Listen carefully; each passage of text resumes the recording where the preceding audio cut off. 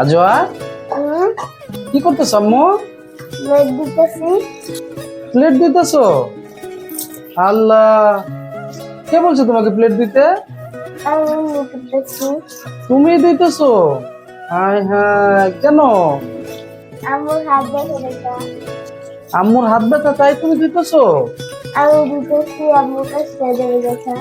হায় হায়, তুমি তো টুলে লাগরেই পাও না, তুমি কিভাবে করতেছো? বুদ্ধি দিছে কে তোমাকে টুলে দাঁড়ায় করার জন্য? আমি নিছি।